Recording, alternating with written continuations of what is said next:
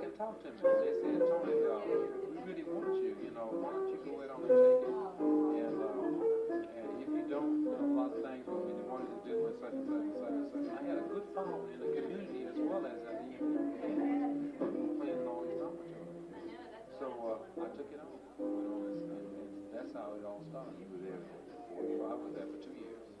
2 years. 71. 71. From 71, I went back to music. See, I'm a licensed boogie agent. I'm also a licensed drummer. And so my, you know, let exposure to a lot of things. And also I've been in the offset for 5 years. So most of the things that I've done, like I've been out of I'm also You know, like me, I have no formal background in black. Well, the point is, but you lived it. You live what scholars are studying to be. How you need to be have a formal background. When I say formal, you know, I don't have I know what you mean. class there. I got library. But look at it from this point of view, Fred. There has been no training sessions to really give anybody any formal training. It's all been trial and error. If you start looking back now for people who are cultural center directors and you say you want somebody experienced, what do they have? They don't have it. You can't locate them. Because even the turnover has been so, like in Michigan, up in Michigan, they had, I talked to John, he said they did nothing about that. Anya Lockhart. You know, he's a man. Somebody said, yeah. His works are all over. He's just as well as known as Murray Phillips. Yeah, I was trying to think of the collection. His collections are in there. He does this very beautiful work. And he was here in his books. No, that's not him. No, Somali. You talking about Sister Calling on Sisters? No, this is a book of paintings by, edited by two by Somali Lewis. And it had a lot of, you know, reproductions of paintings. I can't remember. I don't think it was him. But I mean, like it had maybe 60 painters in it. Oh, that's Cousin Mary. I got his book with all of this tells the reason why all these tunes came out. The whole relationship. His autobiography. And which one was the Coltrane one that you said came out last year? That's the one I'm talking about. That's by Dr. C.O. Simpkins. C.O. Simpkins. Okay, right. Yeah, it's called biography. And it goes back to talk about who Mary was or why he wrote the tune. Because when he left North Carolina and went to Philadelphia, that's who he stayed with, Cousin Mary. And his whole background out of North Carolina. His migration of jazz came from North Carolina. People migrated to New York. Like Monk came from Rocky Mount. Trained from Hamlin. This whole thing is a whole historical thing of that migration up to, and what they were hearing at the same time too, Bird, and that influence of Bird, and some of them who didn't get to New York, who got into Philadelphia, and the cats they met in Philadelphia, like the Heath brothers, Jimmy Heath first, and all of them, who were around that whole extension of things, which is was locked up all culturally. What was the direct influence of prayers on it?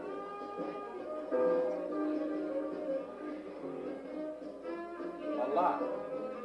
The only thing that I could go back and relate to is that I did a book review, critique on Bird Lives, The Hard Times and Good Life of Charlie Yardbird Parker.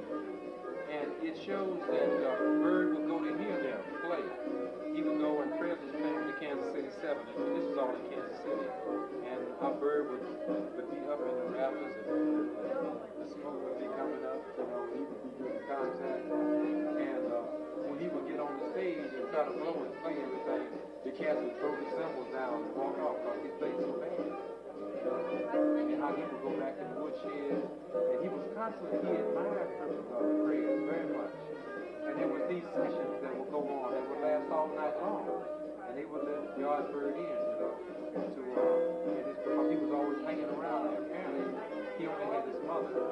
So they would all hear about these cats, like these other bands would come through, like Horace Henderson, Last Night would come through, and they had Coleman Hawkins in the band, or they would have these different other cats. So they would come to Kansas City to challenge praise, or either Ben Webster, and Webster was the other dude. And when they would come to make these challenges as he said, they would talk about how Coleman Hawkins burned his car, apparently into another gear where it blew. He do it with lust all night long, you know. So it's all a connected link, because when you start connecting prayers up, you go back to Shoeberry, which is another extension. You do Shoeberry, and then you get to prayers, and you get to Herschel Evans, and you get to Coleman Hawkins, and then you get to various approaches, because Coleman approaches from the instrument harmonically, and prayers approach it melodically. So prayers played pretty, but Coleman played very intricate. So he played the horizontal playing and vertical playing. And when a person plays harmonically, you never hear a melody. It's like reciting poetry in abstract. You know, you can't really get what the meaning. He's coming at you so many different ways. Whereas prayers might play, well, I do it where he would play a phrase so pretty that he would really hit you from the beauty of how he expressed simplicity. You know. Believe it or not, what's his name scuffled on this day. He didn't know he couldn't handle giant steps or the changes that train was putting on. That's Tommy Flanagan.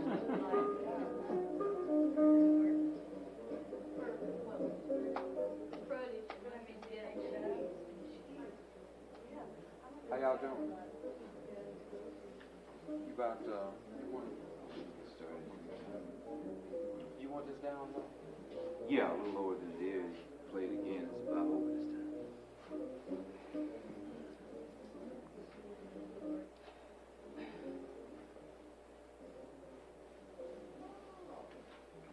People can't do things with music on. I can't. You know,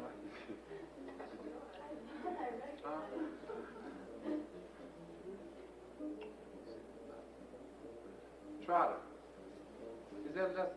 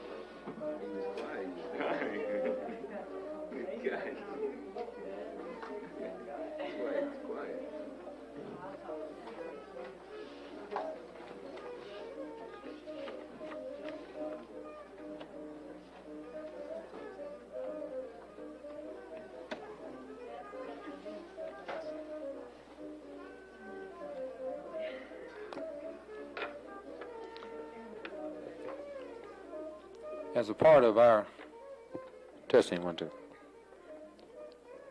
As a part of our continuing program in recognition of Black History Week, we're very pleased tonight to have with us a very distinguished writer, essayist, poet, scholar, and what I'd like to respond to as teacher, I've always admired Fred for his teaching. I've been down and noticed him at Wabash College and his interest in the students as a whole.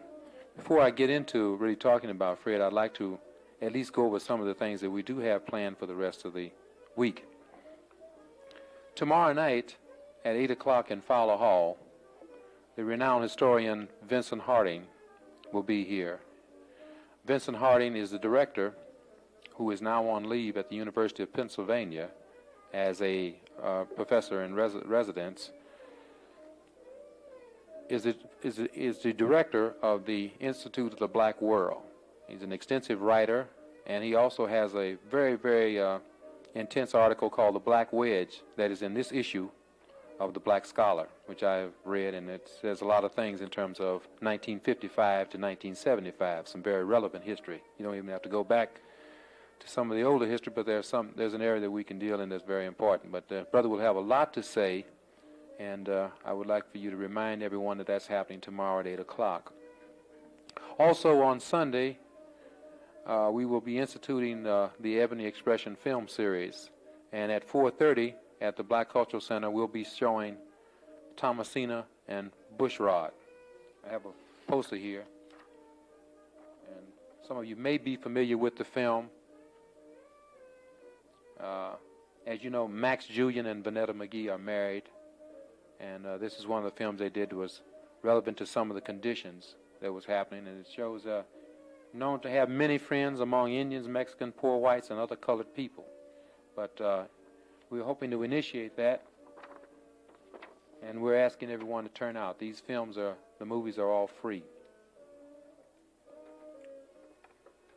Hopefully, around the 26th, we're hoping to present a musical concert, and I'm still working on the negotiations on all that to get that squared away.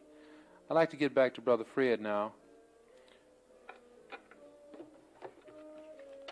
He has done a book with the Institute of Positive Education in Chicago with Brother Haki Mahabutu called After Hours. And as I said before, Brother Fred is a very modest brother. He's interested in the community. He's interested in writing. He's interested in people getting skills. And he deals with some very specific things. And I think the thing is very important here is that he deals with something, as I was reading his book tonight, it was priorities. Sometimes we don't know what priorities really are. We can't put them in perspective. So without further ado, let's recognize Brother Fred Hord from the English, now assistant professor at the English department at Wabash College and an extensive porter and very profound writer. Fred Hord.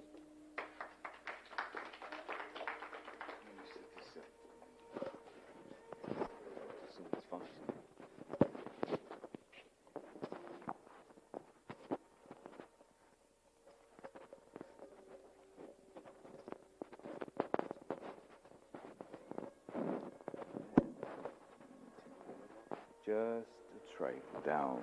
Yeah, just a trifle.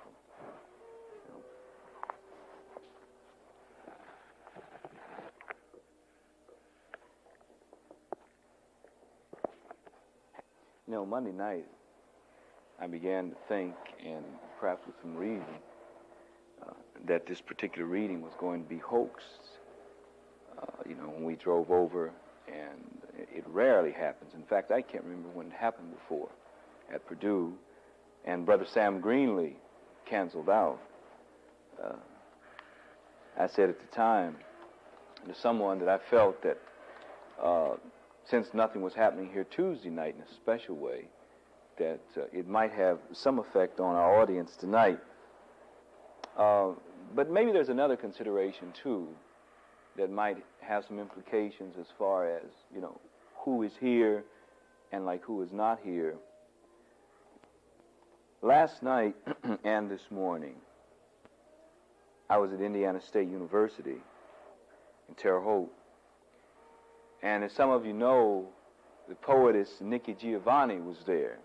I didn't get in for her reading, but there was a separate session at the Culture Center with black students and just black people in the community. There were a few white scholars from the university. And then this morning she did a seminar. And I think it really relates to us tonight, and I hope again, even though there are just a few of us, you know, my father would say, I suppose, you know, wherever there are two or three, gathered together, owing to the fact he's a Baptist minister. But the thing that really scares me about that is this.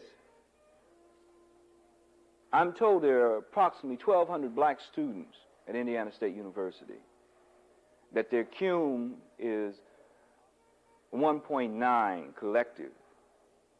You know, and that doesn't obviously speak for me in any Shockley Jensen way, you know, to why it's 1.9.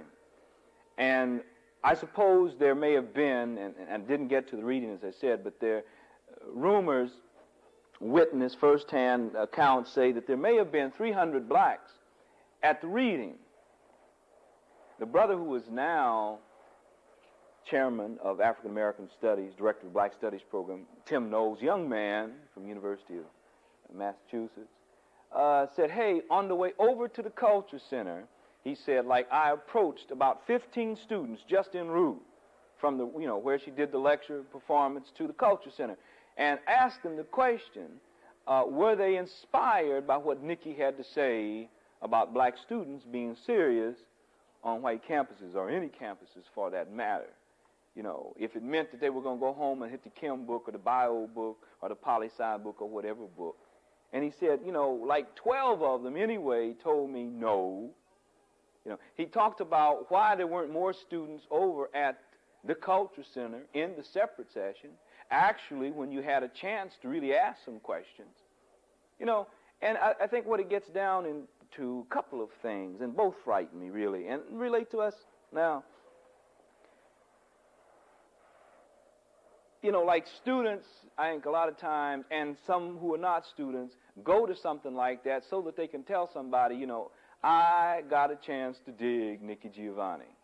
You know, and they get into a whole star syndrome, you know, and really something that is intended to be very political and very serious turns out to be nothing really more than entertainment, you know, and that's bad. And I don't care who it is, you know. Bring in, you know, a name brand person, and by that there's obviously no put down, you know, and students will flock to at least hear the entertainment part or the performance part, and they get into this entertainment syndrome. You know, it's not even as lasting as a good old Baptist sermon. I've since left the Baptist church several years ago. What I'm saying, you know, I can remember when at least I was inspired to do right for a couple of hours, you know, after hearing my father blow. But, you know, it's not even into that. The other thing that scares me is this. The credibility of a person like Nikki. I don't know how many of you have been keeping up with Nikki's poetry. You know, but if you've been keeping up with Nikki's poetry, you can't help but be concerned. I mean, in a very loving, brotherly or sisterly fashion, you can't help but be concerned about the direction that the sister has taken. You know, if you look at her first book, which came out, 8 years ago, or 9, 67, 68, and you look at her last two books, My House and then The Women and the Men, or The Men and the Women, and I spoke to her about that last night. It's really sad. You know, a sister like that, you know, who was that dynamite a few years ago, who says, you know, not like I'm into an Ayn Rand thing last night. She told her brother last night, who was telling, well, he was sweeping up the floor, you know, he was just a brother student, apparently on work study, and he was sweeping up the floor. She was leaving. He said something about, why don't you help me with the push broom? And Nikki told him, I don't push no brooms. I'm an intellectual. What I'm saying is that black people who, for legitimate or illegitimate reasons, you know, are recognized as national personalities or international personalities, you know, they have the kind of credibility that really scares me. I'll get into some poetry in a second, but just let me give you, you know, a couple of examples, and then perhaps get into this first poem, which will in a real way relate to Purdue. James Brown, you know, Future, what is it? What's the new thing out? Future what? Future Shock. Okay, all right. And James Brown, you know, the godfather of soul. You know, we had some other names for him a few years ago, but always, you know, like Mr. Black himself, I'm black and I'm proud, if you want to take it back a few years. You know, James Brown, during halftime, if you checked it out, of the Cotton Bowl, of all bowls, in response to an interviewer said, I love this country. I love what she stands for. I love what we're trying to do. I said, wow. Now really, I mean, I can just think of all the young people that buy, you know, junior from elementary school, junior, senior high school, who buy the brother's records, you know, and the kind of credibility he has, you know, and in this glorious bicentennial year, you know, and got a poem I'd like to dedicate to 1976 also in the opening poems, you know, who is saying something like that. The other example, before I get to the example that relates to Purdue, the other example was, and this came up in the course of the discussion last night, I thought it wasn't handled well, but the whole question about Pearl Bailey being, you know, in the UN, a representative to the UN. Now, a legitimate point was made, you know, well, yeah, why not have Pearl Bailey in the UN, you know, if you're going to have Shirley Temple Black? You know, anybody can do what Shirley Temple will do. But, you know, the point was deeper than that. I don't know whether you checked out Pearl Bailey on TV, one of those three, you know, magical shows that comes on Sunday. I don't know which one it was. They're all alike, just three different stations, you know. Face the Nation, Meet the Press, Issues and Answers. She was on with Daniel Moynihan, and I'm sure that most of you are into what Daniel Moynihan thinks not only about black people in terms of a black family, but what he thinks about some African leaders, Idi Amin in particular. And she got on, you know, and what she was saying got so good to Dan Moynihan, I'm serious, right on the tube. He stopped the process and reached over and gave Pearl some sugar. I mean, you know, like if the script had been written for her, she couldn't have been any more in tune. One example, I think, that will make what I'm saying concrete, she was talking about when she was approached by a couple of brothers that apparently were hooked up with a black newspaper and or black network, TV network. And were trying to stop her, you know, as she was moving around the UN. And, I mean, she wasn't in any business affairs. And said, hey, Pearl, you know, like, we want to interview you. You know, we are a black newspaper or black network. She said, what? Black? She said, you know, I am not black. Again, what I'm trying to say is that it scares me when I see 300-400 students, you know, who come and hear a star, you know. Now, I don't know. I suppose even if you've had Sonia's been here within the last year. Minister Farrakhan has been here.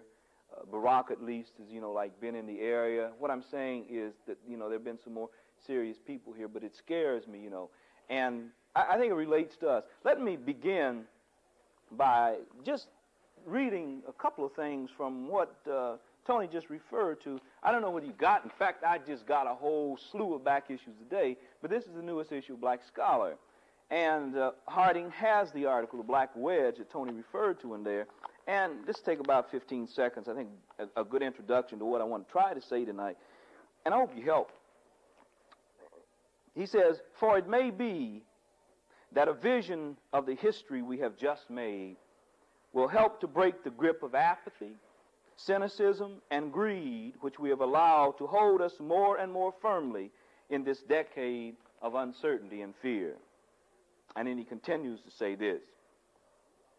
If in these weary times of the 70s we are prepared to break with the reigning unwisdom which sees nothing of serious value having been accomplished in the past 20 years, then perhaps a new understanding of contemporary history can teach, confront, and inspire us as well. One further comment to that before I get into a couple of poems dedicated to this crazy thing called the bicentennial. Responding to what Brother Vincent said, Ed Bullins, who some of you may know, I'm sure Sam Hay knows him extremely well, vowed in 1972 that he would never take another one of his plays back to Lincoln Center in New York City. He said they messed with it. They just took all the blackness out of, I think he was doing the duplex at that point. Well, I saw his last play in Lincoln Center last summer. It's called The Taking of Miss Janie. It's a very heavy play, and here a brother who at this point, Baraka, more given to Marxist-Leninism and politics, is probably the so-called most prolific black playwright in this country. And what the brother was saying was that 60s were all jive. Everybody was jiving. Everybody. The nation was jiving. The Pan-Africanists were jiving. Perhaps the people coming closest to the truth were the integrationists. Those people who still wanted to get into the mainstream. Nothing really happened, is what Bullens was saying in that play. We were doing a lot of rhetorizing. We started wearing our hair a different way. We started acknowledging each other in certain ways. But nothing really happened. I don't believe that. If you pick up the last issue of that bourgeois publication called Ebony, there's an interesting article in there, however, by Poinsett. Some of you checked it out. What happened? Where are the black revolutionaries? They asked some questions. I haven't had a chance to read it, but after missing me for a month, Encore sent me a magazine today, and it's got ex-brother Cleaver on the front, and presumably runs down the obvious deal that he had to, that he made. But in spite of things that might suggest, that people weren't serious in the first place, I don't think it's fair to say that that whole thing was a sham. A couple of poems about just how I feel about this country, and then I'd like to go from there into one that relates to Purdue, actually to Brother Otis Armstrong, who used to be here. It would apply to some other brothers, I suppose, like Brother Archie Griffin today. But this is the oldest poem. This poem is probably 6 years old anyway. I call it the greatest show on earth. And it's really, if I have anything to say about how I feel about what this country is doing, how I feel about what this country has been about, I think this still reflects it pretty well. The greatest show on earth. America.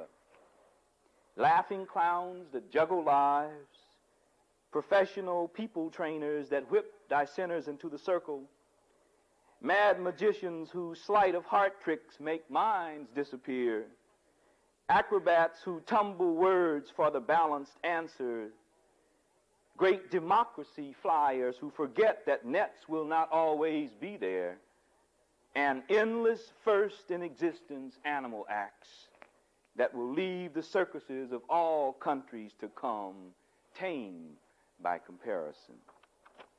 There's another poem written in a somewhat different style called Red Democracy. Not Democracy, but Red Democracy, that kind of also summarizes how I feel about this system, democracy. This poem going to be about 1/3 of our flag. This poem going to be about reds, commie ones, the only people other than Africans bad as niggas. This poem going to be about the sun rising or setting on democracy. This poem going to be about rednecks or whitenecks blushing red at the thought of democracy. No red.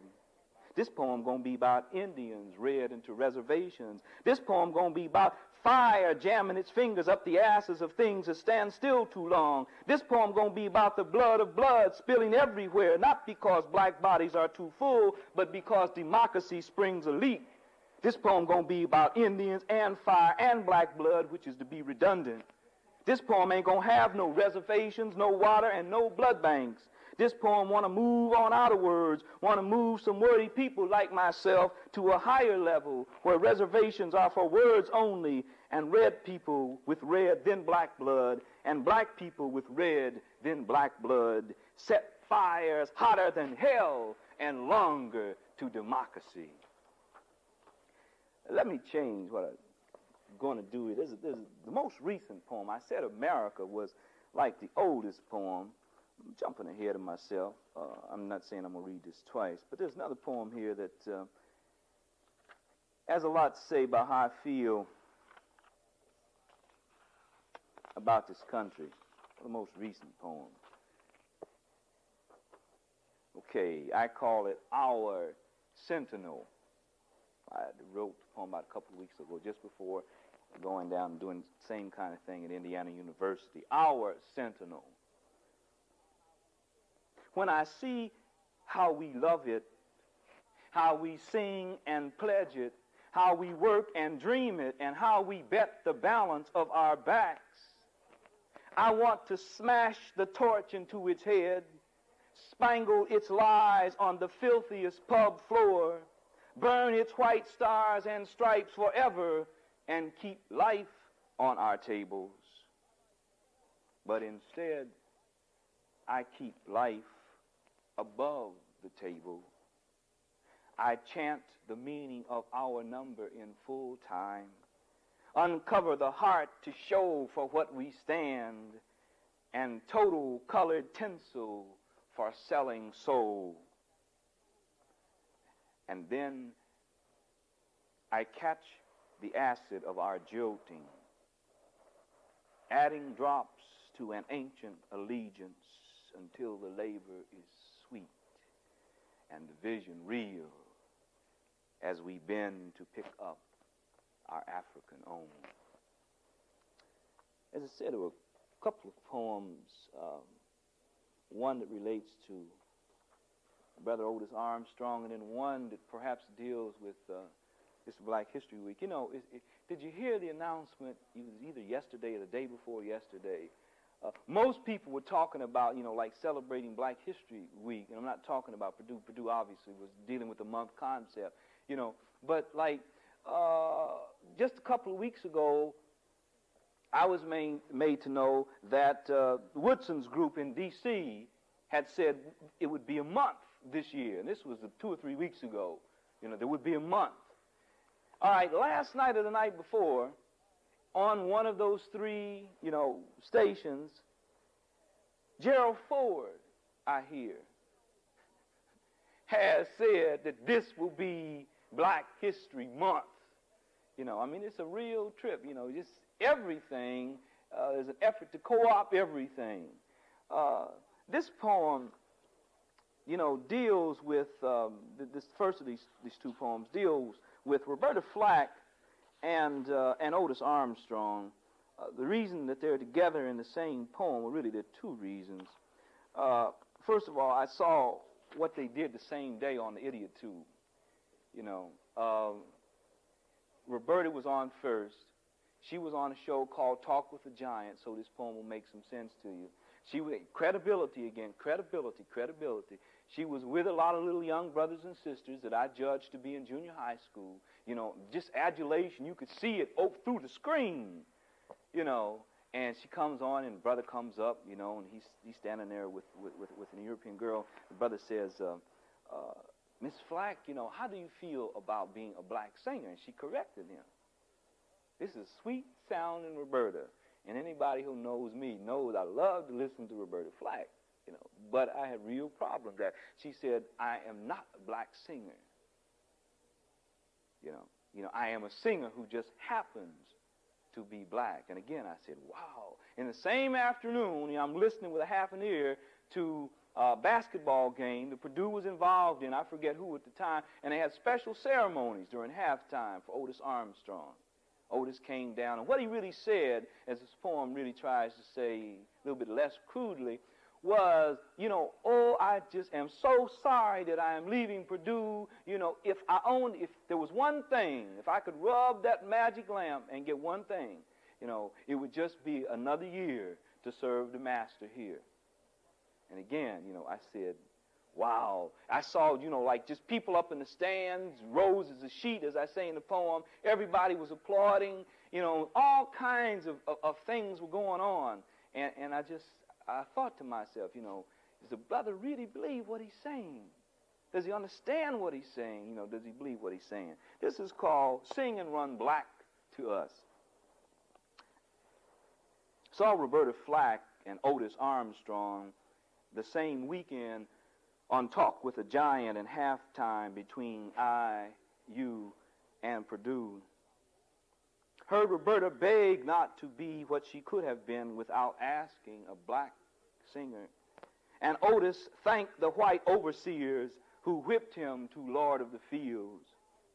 Saw the light in the eyes of the young mixed-up group, widened the sparkle to her eyes' edges, heard their questions become her answers. Oh, Roberta, you could have sung the smiling sisters and brothers out of the TB station to their proper one. You can be a giant, but what will be the measure of your song?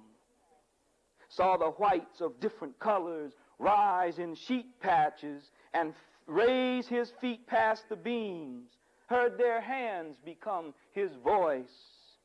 Otis, you could have run the sleep-standing brothers and sisters out of the bleachers to galleries that work. You can be a full-time back, but what will be the gain of your run? Black response to progress speaks to black history can be a very dangerous kind of thing. I know in Terre Haute, and black teachers are guilty of this often, as much, if not more so, because most time whites don't try to do anything in terms of black history there, Terre Haute. It may not be the case in Lafayette.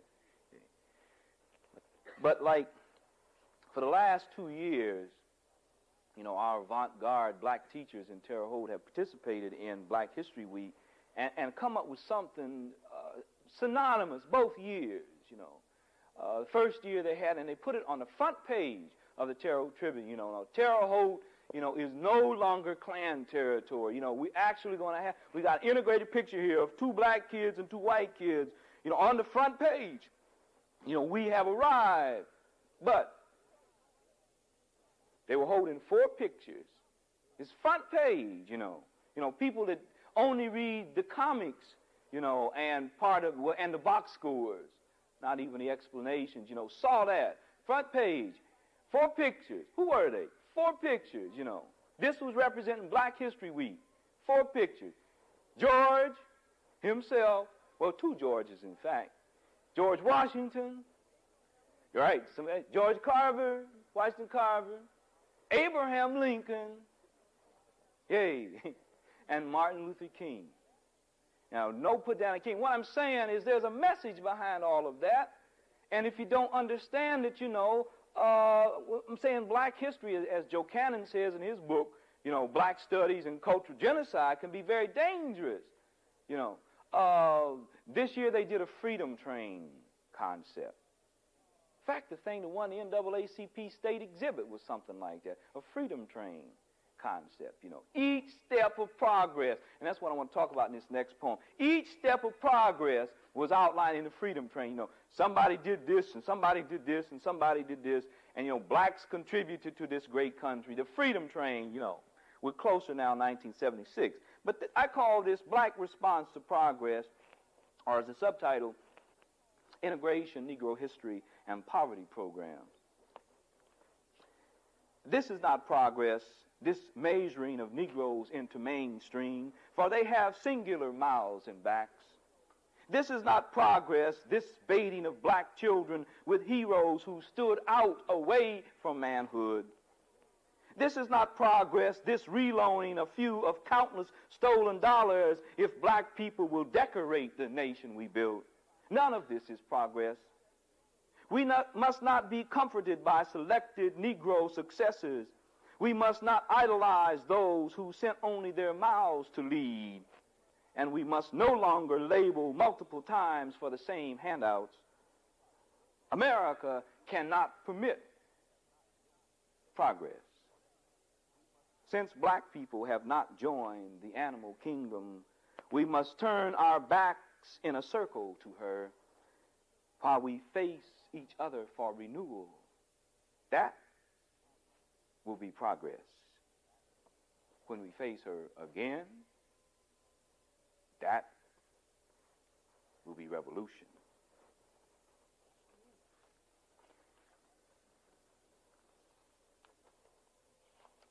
I'd like to get into a poem that really marks the start of Brother Vincent Harding's article. I'm trying to relate to to what in fact is going to be happening tomorrow, he brings out what happened to Rosa Parks and everything that evolved in Montgomery. And I think about, two things here at least. One is the fact that we really don't take that seriously anymore. Again, we get cynical and we say nothing really happened there. Nothing went down. And the other thing, I think we forget, where it happened and what Montgomery was all about. We really distorted. It's become something else for us. For many of us in colleges and universities, it's become a situation where now a better job is available to us. We can be a showcase black person, somewhere. And I think that's very tragic. It's a very simple poem. I call it, as she said when asked, why she didn't get up, I call it, My Feet is Tired.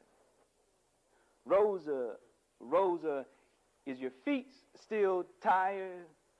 Rosa, has your dream done died? Or has we cast a graven spirit of your fatigue? How could we have known those times ago your aching need to leave your feet would mean so many of us off solid ground? You wanted to rest in your place. Your front was just one back seat, but they required that too. And knowing there was no point behind, you stood refusing to stand, defending the line. Somehow, that heart has come to mean we should lean our very souls to touch white sacred wraps.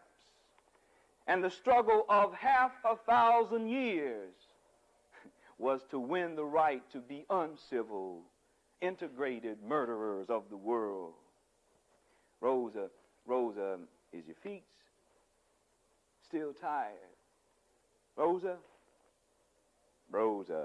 has your dream done died? Or has we cast a graven spirit of your fatigue? A lot of us have gone to church. As I said, my father's a Baptist. I'd like to read a couple of things about the church, identifying some problems here. The church could be the most revolutionary institution because, in fact, it's the only institution that we own among black people. I am not saying that historically, occasionally, it hasn't been. If you read the account by Brother Wilmore called deals with black radicalism, he tries to account for in that book, just what happened to the black church generally. But just a couple of poems.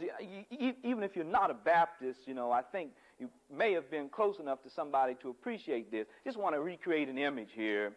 It's a political poem, as all my poems are, but I call it Born Again Black Baptist. For those of you who went through that ritual, as I did when I was about 6 years old, I'm sure that hopefully will approximate being a material experience. Born Again Black Baptist. And on the third name we died and were born again. Remember the overalls and undershirt? Or the cap and gown, the towel thrown in? Family eyes hugging you through tears? The larger family patting your head with holy looks? The mix-up in your mind of mystery and heaven? I can just remember going up the aisle, getting ready to be baptized. Oh, Jesus. The song sounding your almost wish, taking you to the water. The padded walk up toward the pulpit of God with wood or carpet for your shoes. Curving heads at both your arms, carrying you down the one straight way. Sunday school lessons, joining these Christians in your mind. Yes, heaven is winning, oh Jesus. The water showing first, slightly stirring in the rectangle space with the flowing black bottom of the appointed's robe, his face service set, sharing the praises of witnesses for this miracle of second time around. And then Sunday school lessons, joining these Christians in your mind. Yes, heaven is winning, oh Jesus. the water showing first, slightly stirring in the rectangle space with the flowing black bottom of the appointed's robe, his face service set, sharing the praises of witnesses for this miracle of second time around. And then him, in whom black people are well pleased, at the top of the ark of to be saved seeing, standing on the chosen shoulders with light unsnarled hair on his, eyes from a father's favorite sky picture, and face from snow before black souls, a son of God that did not look like boy, with a white lamb in his arms. The mystery is skin deep. Oh, Jesus, Jesus. Crowd reenacting their salvation moves to the edge of blessed Jordan, descending with only water clear, right black hand reaching for the master's feet, collective hush, single report. Now, amen. Breath gone, up. New life looks the same.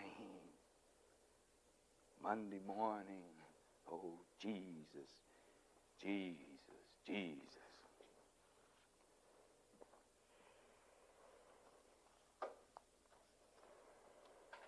I'd like, rather than read right now that second church poem, I'd like to read a poem about Sanford. Okay, and mix it up a little bit here.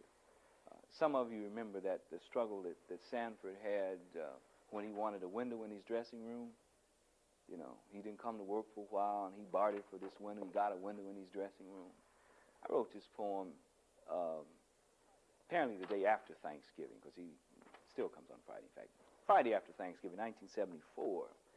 And, you know, really what I was tripping about is just like all of the illusions that the system, you know, projects just to keep us believing that the American dream is possible. You know, now we got, you know, blacks on television, all over television. The game shows, you know, you name it, you know, there's some blacks on television. You know, black films, you know, there's no need, you know, to be without like black role models. But I call this poem Sanford's Rights on Thanksgiving, and I think it speaks in a very serious way as to the danger of this kind of situation, from Superfly to Sanford, really. Number one on NBC, that is New Bending Celebrity, this season. Sanford rocks on top of a pole, signifying success in the struggle with his forefinger and new plate of glass. Ever hear of a boy at the window? Now, what this means for some of us is that we are winning on TV. We gain half of a half an hour to watch our junky reflections without having to see ourselves. We always won on Friday night, ahead of all white folks in fun, but now we're two-time champions. Red stood up to those Jews, and so we sit in our dressing rooms anticipating the wild, wild animals of the world to bring him on. Others of us know we always suffer the big one. We just need some food to cross the lips. Our bellies are too tight to shake. We got no more rights than Dred Scott won with Sanford, but we prefer work Monday morning.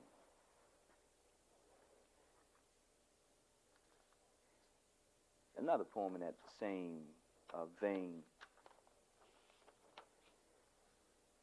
With an ear cocked to television, this has been a year and a half or so ago, the Playboy party came on, you know, at Hefner's Palace or whatever that's called. And there were whole lots of brothers and sisters there.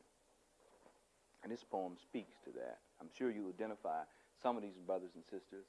I doubt if you'll be surprised that they were there if you didn't see that particular program. But I think it's interesting, like, what happened to them. I call the poem Backwards. Back, and then with wards, W-A-R-D in parentheses. Backwards of Baby Huey. Referring to, obviously, to Hefner. Tom Bradley, la la la la la la la. Mayor, singing the system. Black cops keep falling to the top. Was pulling strings through the gap in his teeth. Accommodating Hefner as well as ex-kings at the Western Country House. Jim Brown, best back ever, a yard slave, ran their option on a call by Don Knotts, rising to ask if children should read Playboy.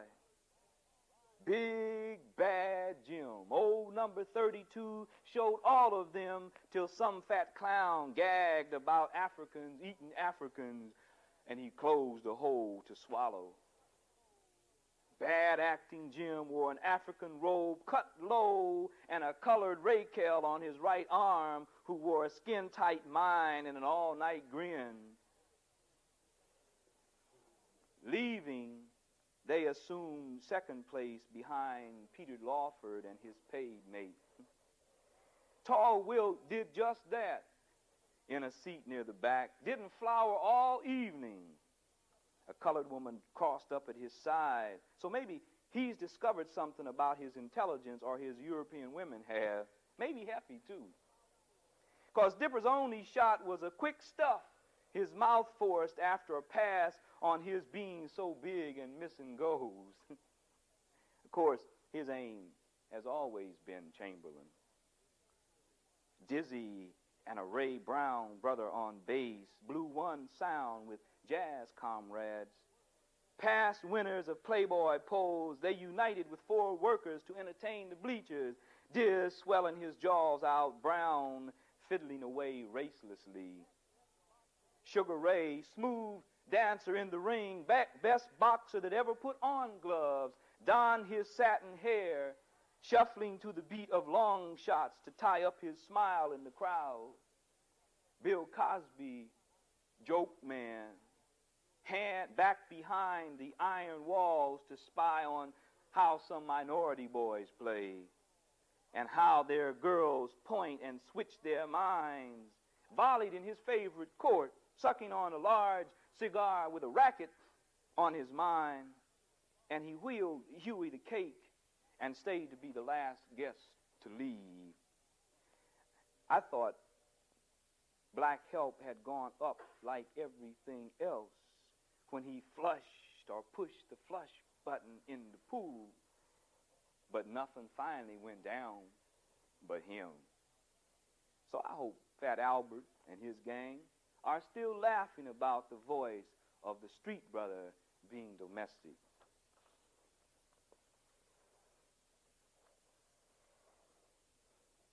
I'd like to read a poem that some of you might be able to identify in a concrete way. I'm really changing some of the things I'd planned to do. I'm still trying to loosen up here a bit.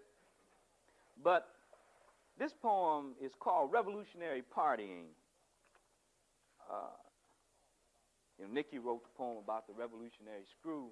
This poem is about revolutionary partying. I don't know, how you really get guilty of revolutionary partying, but maybe this poem will provoke some thought. Obviously, you never found yourself in this situation. Revolutionary party.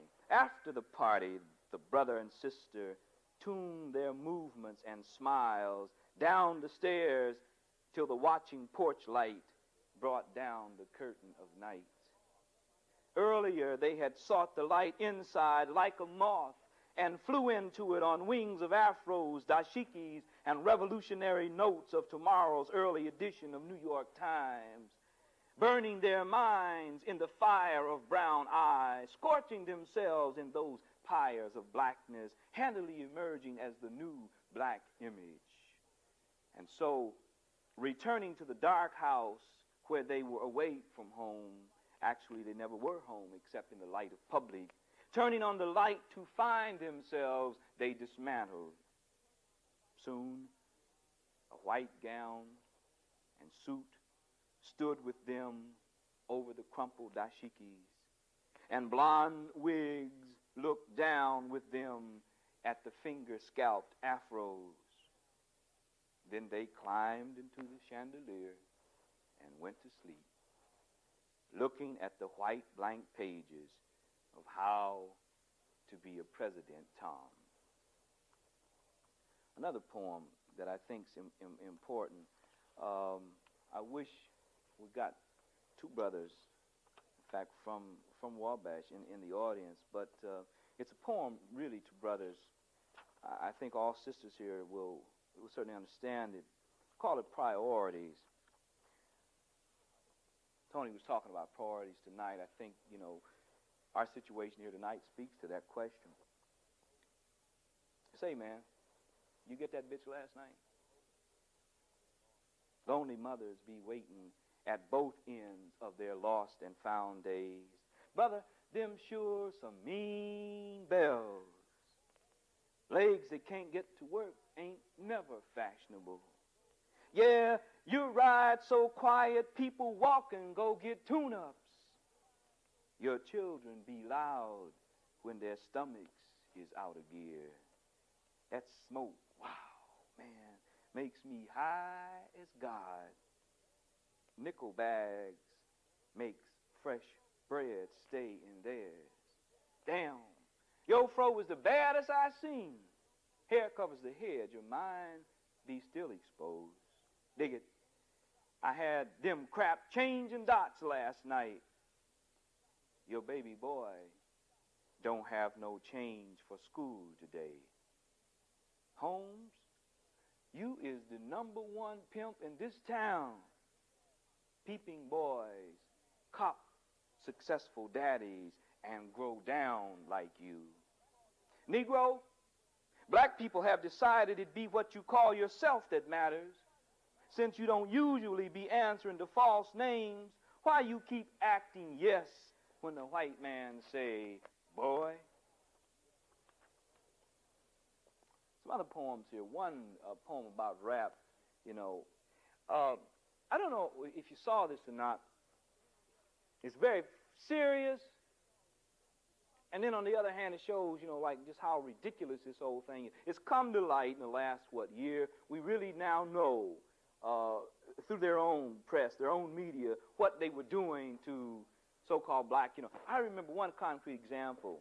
I remember I was really uptight a few years ago, and I heard that the Panthers and us, Ron Karinga's organization, had gotten into it regarding black studies, and some deaths had been involved. I mean, that wound never did heal. I said, wow. I would read articles by the Panthers, and they would be talking about all other black revolutionaries being pork chop revolutionaries, and then I'd read an article by somebody else, and they would be like putting down the Panthers, and I saw that what they were saying, had so much in common. But I said, people died. Here we're into a fratricide thing, And then I find out, in the last year to 18 months, like just what has been happening to so-called, black leaders, all the different ways that they have been silenced, And you didn't have to be a Stokely Carmichael or H. Rap Brown to get ripped off. As they say, they slew the dreamer himself. And they're still creating stories. You remember when CBS ran the whole thing, the one show about his assassination?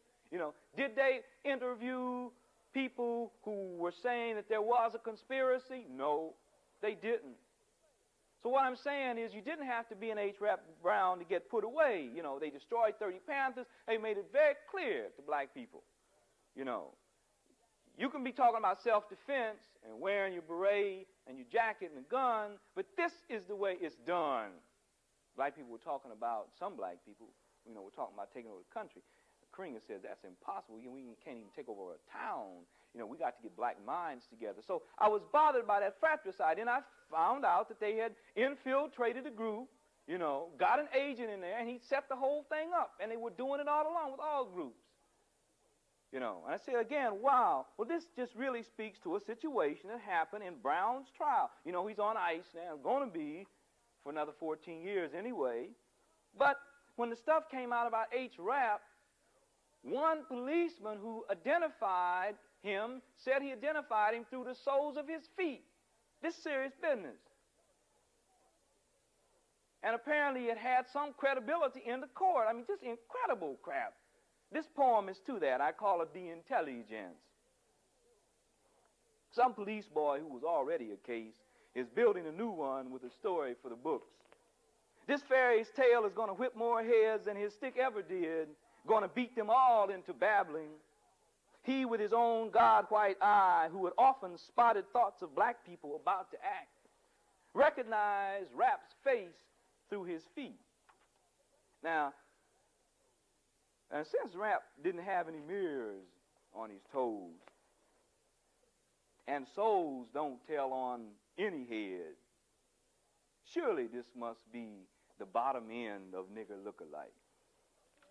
Yeah.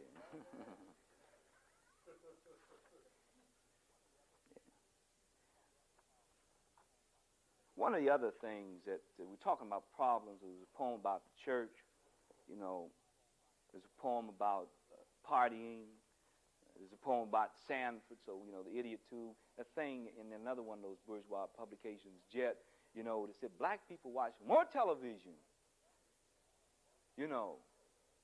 I ought to make it sound worse than it is, you know, than all other people combined. Here we are, slaves watch more television. And I said, wow, you know, just the way, you know, not cheap, because it doesn't cost them really anything, you know, like we pay to appease ourselves, okay. You know, it doesn't cost them anything. Music. I made the reference to James Brown about 10, 15 minutes ago and what he had to say on national television and, you know, how horrified I was because of the credibility he would have with young brothers and sisters. But, you know, I really talk about Roberta. When I see Dion do the thing in Ebony and Jet, you know, it didn't upset me. You know, the thing about Fashion Fair? You've seen that, the thing about Fashion Fair? I've become, you know, you probably quote it better than I. But I said, okay, that's where Dion's head was, is, will be. And then, you know who's part of that stretch now? You know, Soul Sister herself. That's right. That's right. Sister Aretha, you know, has now gone Fashion Fair. You know, I believe in success. I am a Fashion Fair. You know, and it really just blows my mind. You know, like, who is left? You know, she takes all the awards. They had a little exercise, you know, where they give each other awards, what, a couple of weeks ago? She pulled them down again. She and Stevie, in terms of blacks. And I said, you know, like, if Aretha is saying this, and Aretha's soul sister, and James Brown is saying this, and he's a godfather of soul, you know, like, where are we? No, Nikki last night talking about her man who was on television tonight with Jimmy Carter. And I said, wow, because she's got so much more credibility than I have. You know, maybe when I've written and published as many books as she has, you know, maybe I'll have that too. But what I'm saying is that it's dangerous. And they just listen. You know, students were too afraid to ask questions. You know, they were just sucking up everything she was saying. And really, I said, well, this particular poem is called More Than One Beat to Black Music. Amamu Baraka said in Blues People, and it's less true today, and he also said in Home, a book of essays, that black music was the least contaminated art form of black art forms in this country. You know, and then I think about just how black music and black musicians have prostituted themselves, you know, for less than 30 pieces of silver in many cases. And I think about this. I call it more than one beat to black music. The top 20 sounds are beat with ones, whipped of the communal joy and pain of an African people returning home. They teach the deadly rhythm of alone. From the Stacks, Curtoms, and Motowns, right white purpose pimps whose nation is themselves. And so they build single economies on the destruction of our common lives. Then hero messengers play these hysterics of African meaning and loves of one, put their clothes upon our backs and take us from home to their own. Once we poured out the lies of all and brought a new music to the world. But more than that, we set in rhythm a will that would not work to a beat of one. Now we pay for success pool images in the skin or wax with real change. And neither the breathless pleasure of a dance nor the tight hurt of one lover gone will be the guts from which we build. Just talking about music, and how music has, in a sense, reflected for us people of African descent a communal kind of thing, how it's been individualized and commercialized. Just a few poems, and I'd like to, leave ample time for questions. This poem is called Martin, Malcolm, and Stokely.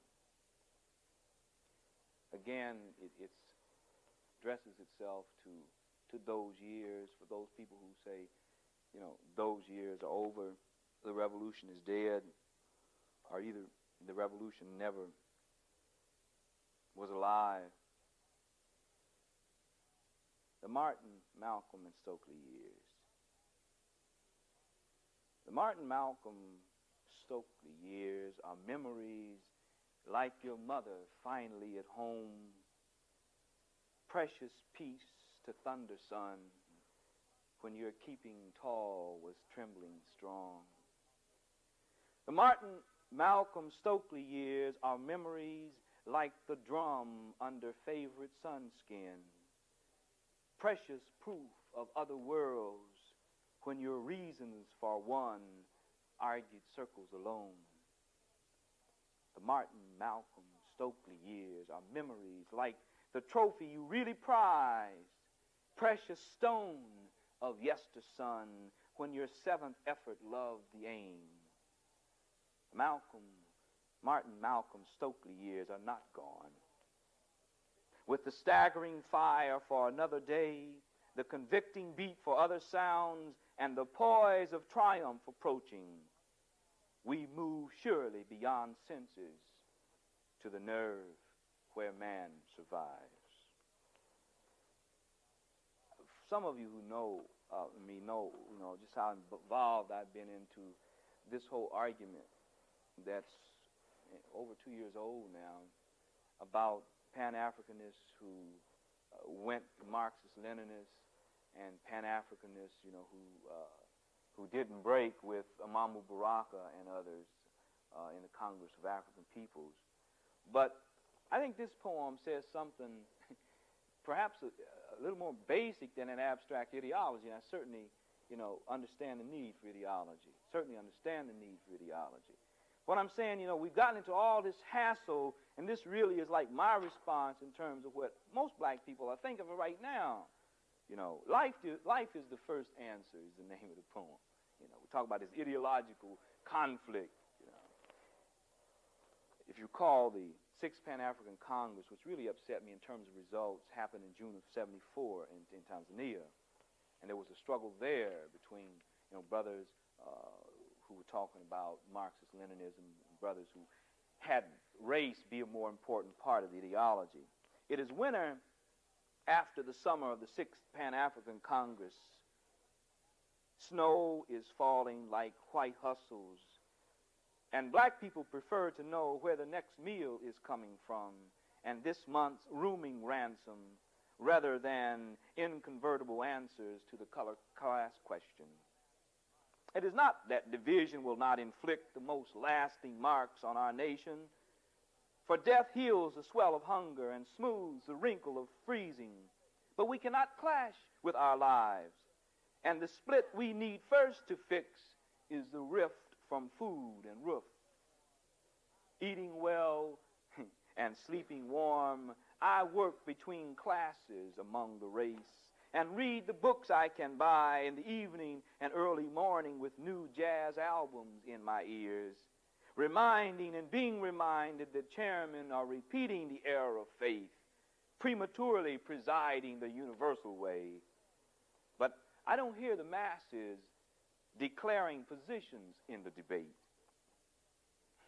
I notice hearts breaking, and I see skin become an abstraction as empty guts feel the difference full and send their cold hands with one direction.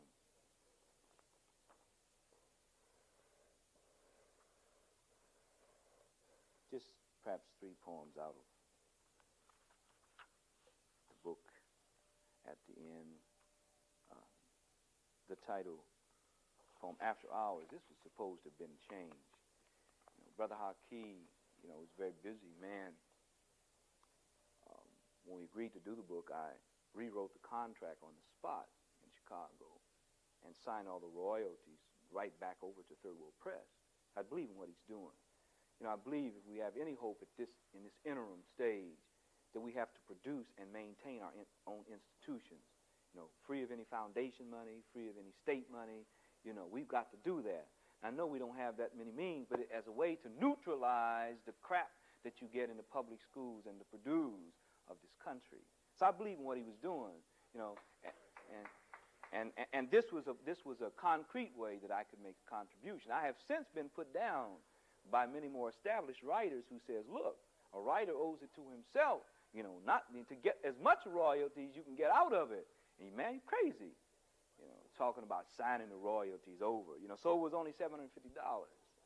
But this poem, we thought about another title. In fact, the last poem I'm going to read, We Have Been Men, I really don't know all the specifics why it wasn't changed, because he said a lot of people will look at that after hours and say, you're into that kind of mentality, which it wasn't about at all. As it says on the book, the hours, that is in parentheses.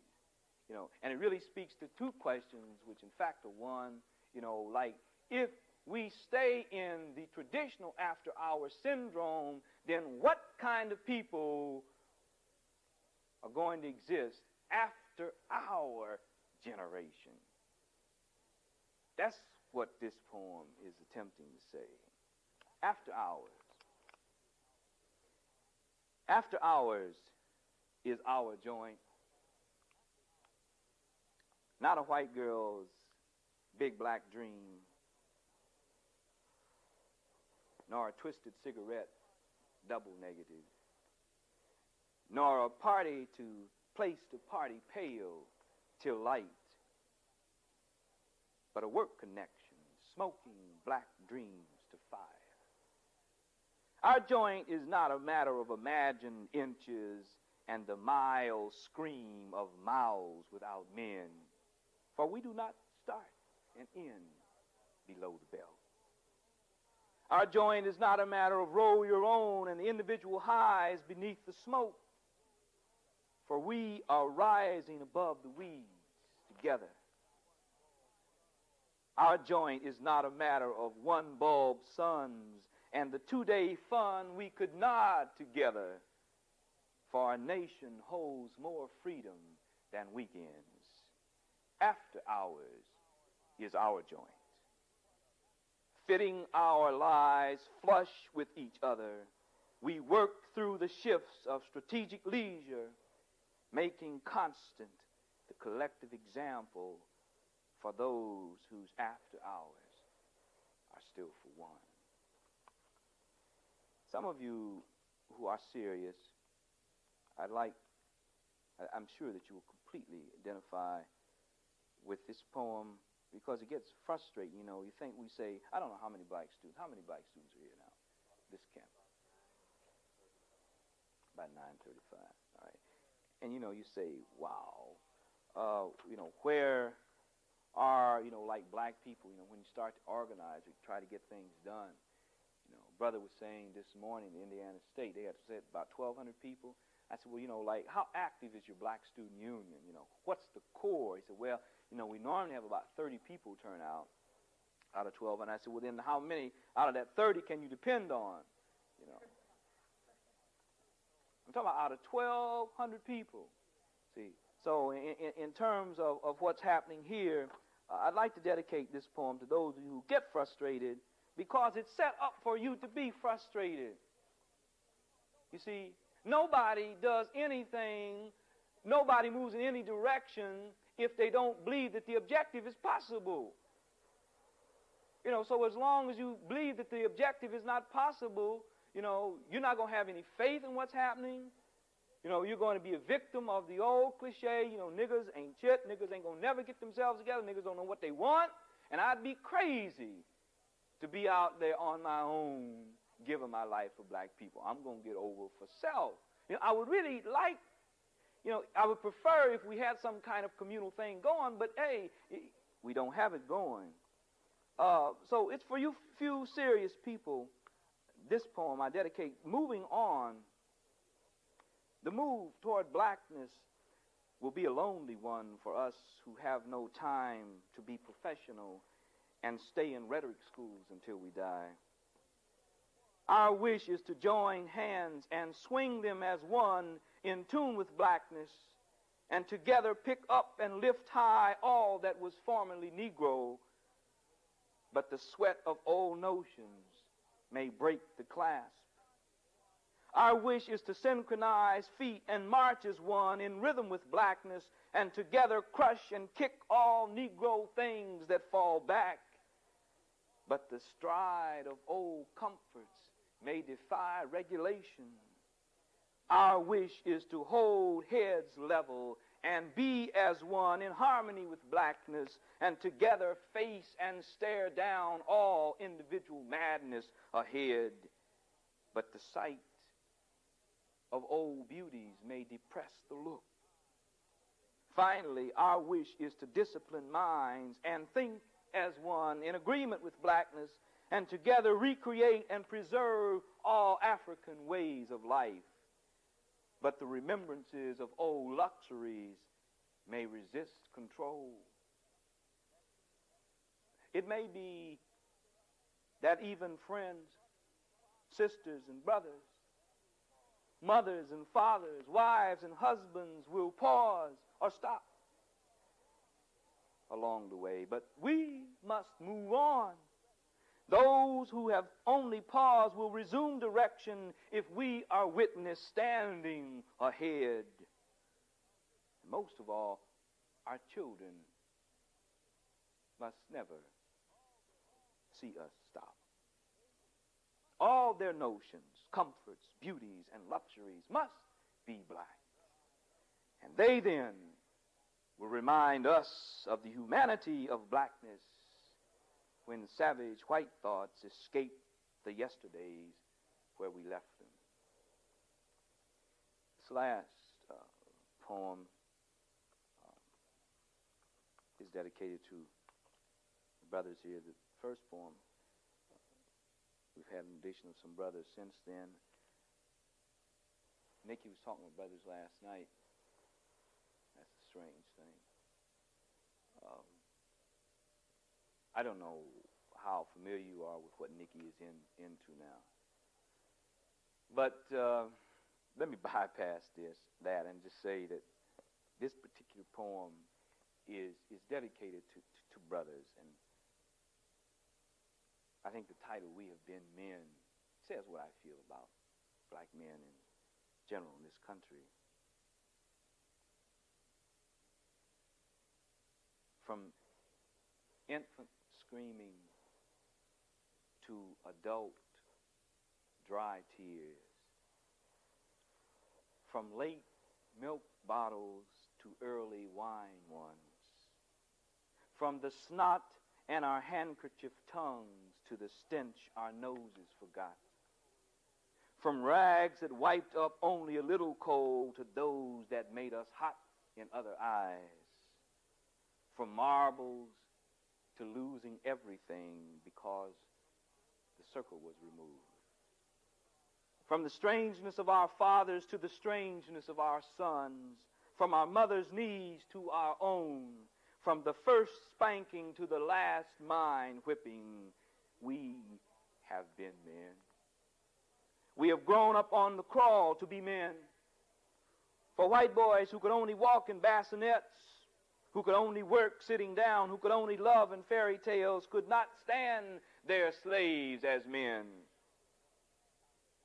We have heard the words of love shouted backwards to rhythms of hate. We have played the dozens to bully the spirit of Virgin Mary. We have played hide and seek with food that would never be it. We have shot pool on the only carpet in our lives. We have instructed dancing crap in the streets. We have danced our pain into bystanding. We have strutted and limped because sick people were walking straight. We have marched on water bugs and fenced with rats. We have buried the ears of baby sister, erecting popsicle tombstones. We have missed our fathers so much we couldn't find them when they came home. We have drunk our mother's tears and the soup she stretched with faucet rivers. We have offered new cheeks to her anger when she has been laid for our getting up. And we have glorified the orphan foods she could then bring home. And we have lied more truthfully in barbershops than dreams did at night. We have taken the wine in the name of our blood. We have loved Saturday night for the wonderful segregation of its joys. And we have loved our churches for being the afterset. And even though we have lied to our women, because truth had no language, and have sold our absences for food and rent, and bragged of our babies to season everyday humility, and worn our dues and wigs to straighten the kink of forever, and bleached our skin to clean the white stain, and killed our brothers because they were safer than the enemy. We have always been men.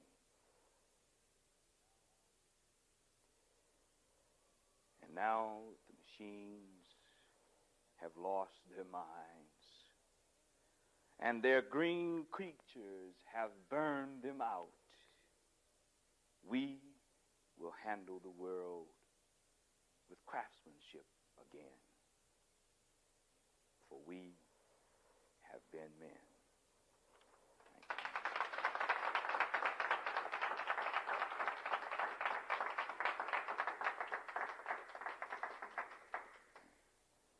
I'd like to, answer any questions.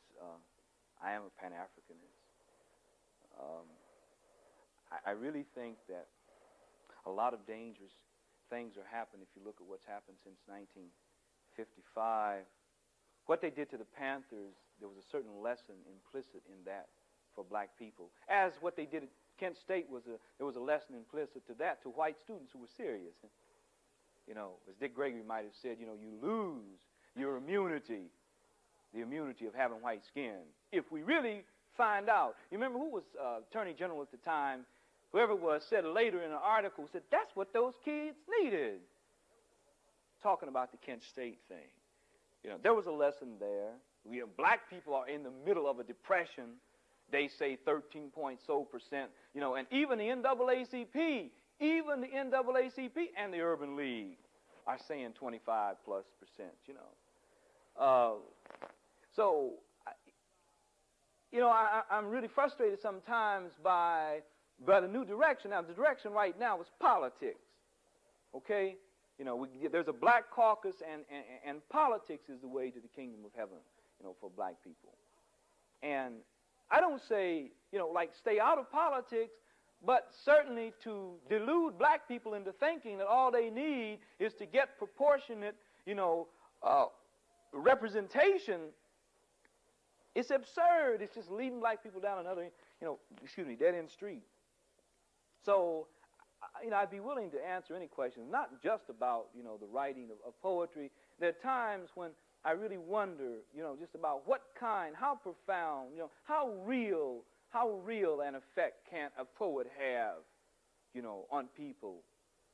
I realize, as Haki used to say, ain't never seen no poem stop at 38. I know that. I think Amamu in his Black Arts poem was really stretching the capability of what poetry could do. When they say, put it on him, poem. Remember that?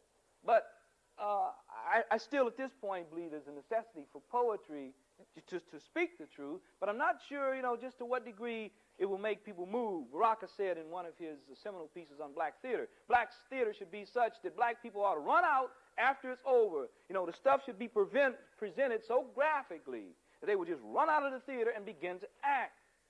Now I enjoy this kind of situation, and it's a totally different situation than my even projecting you're sitting down and reading a book of poetry, because we have the interaction that's important to me. But I'm saying two things. I really wonder just about how far poetry can take this beyond the kind of exchange that we have tonight. And I think, the direction that for those people who are moving in this political direction, saying therein lies our hope this time. All right, you got the extension of Voting Act, the Rights Act, and all we need to do is get more black people out to register and vote. It really doesn't, it's not even naive. In terms of what the power structure is about. I just finished a book called by David Smith, who was an independent Marxist, called Who Rules the Universities? Came out in 1974. And anybody who believes, that you are here out of the goodness of their, in a collective sense, hearts, that your being here suggests that every other black person could also be here if he or she worked hard enough. As so-called college people, we are led into believing that you are the cream of the crop, or the crap, as I say, sometimes, and you are to serve as models, buffers, okay, buffers. You are the success story. For black people who don't make it, they can always point to you. You did it. You're there, you're surviving. All black people thusly can do it, Shockley and Jensen notwithstanding, if they work hard enough. And that's a lie. There ain't that kind of space.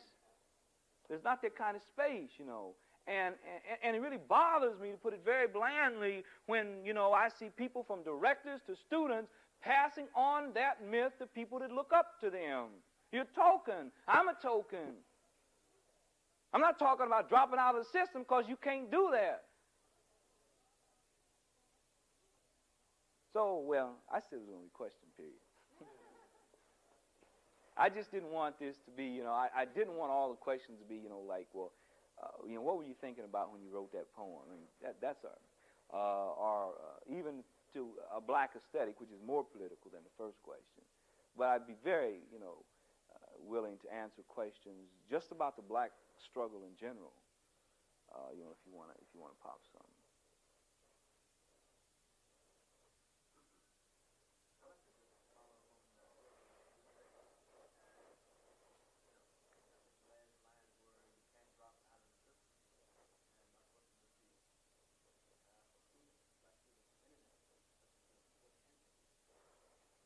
I think that you can do the same thing theoretically that I can do on the so-called other side of the desk.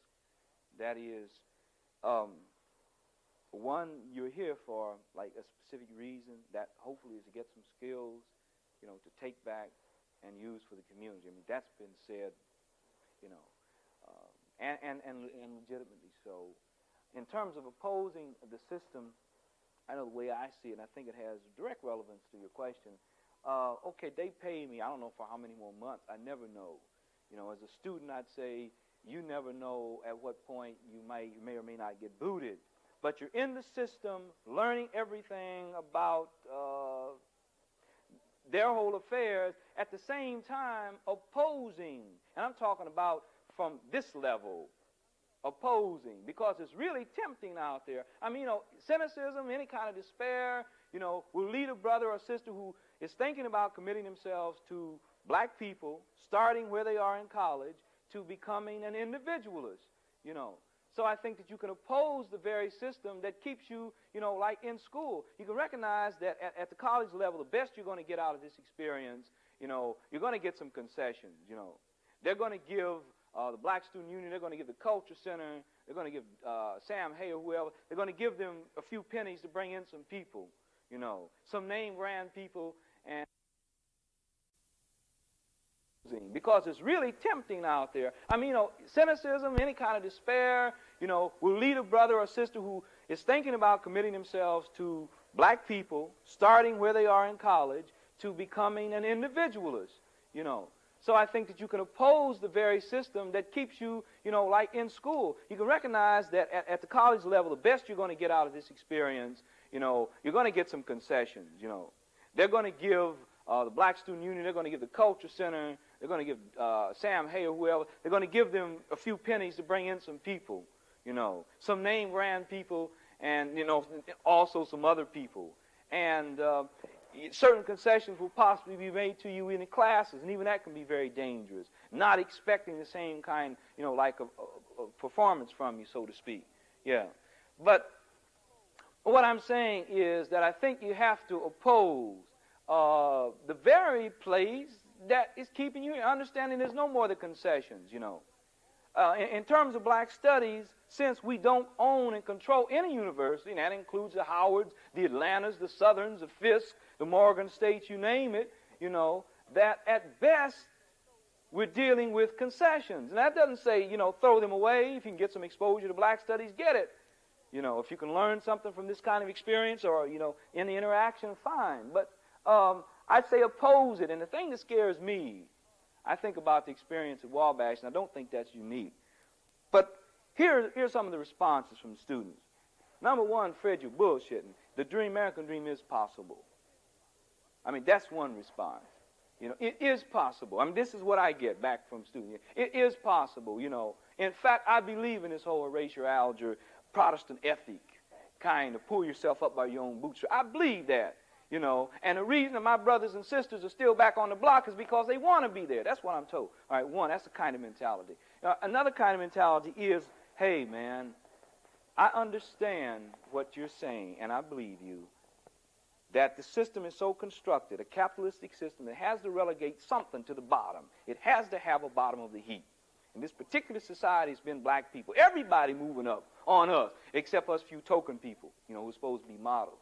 But the second kind of response is, I understand that only a few black people can make it, but hey, man, I don't really care. That's too bad. You know, it's too bad that more of us can't make it, you know, so I'm still going on for self. And then there's the third group who say, I see that it is impossible for this kind of full integration. I don't even support what the system's about, and I want to do the same thing that you're doing, you know. Let me get into some kind of position where even from inside I can fight that very thing for all I'm worth. And I think that kind of third attitude, you know, what certainly speaks of responsibilities to the community, is the only real. Harding says in this article that brother was in the new, for those of you who came in late, in the new issue of Black Scholar, Vincent Harding, the brother is going to be here tomorrow night, says, look, let me hang. I think it speaks so directly here about selling now. What will it mean?